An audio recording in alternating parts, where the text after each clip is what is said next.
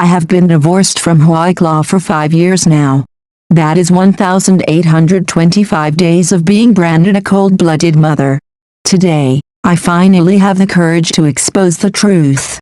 On the day of our divorce in 2018, I personally wrote the words amicable split. But behind those words lies a secret hidden from the world for the past 5 years. It wasn't that I abandoned my family for my career, rather, I was escaping a cage that was suffocating me. People called me cold-blooded, selfish, and unfit to be a mother. But does anyone understand? I used to clutch my daughter's pillow in the middle of the night, crying until I fainted. I once worked 24 hours straight on set, only to receive a message from my husband saying, "Just worry about your own business." No one knows that the signature on that divorce agreement took 3 years of accumulated courage to finally ink. Today, I am no longer forcing myself to play the perfect role for anyone. I want to say everything I've kept buried for so long. How much unspoken resentment did that marriage, once vilified by the entire social media world, actually contain? Why was I willing to be branded a villainess just to turn my back and walk away? In 2014, Hawick Lau and I held our wedding in Bali. Surrounded by flowers and blessings, I thought I was the happiest woman in the world. At that time, I had just shot to stardom thanks to Palace, and my career was soaring. He was a seasoned, charismatic actor. Our union was hailed as a perfect match. On the day we registered our marriage, he held me and said, "From now on, I will shield you from the wind and rain."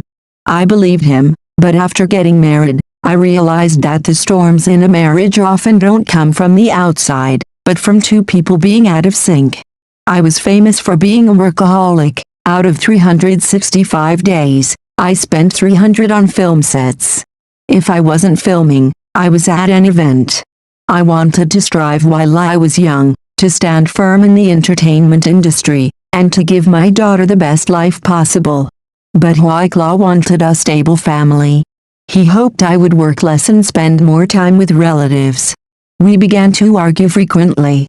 He would say, "You only have eyes for work, you don't care about this family at all."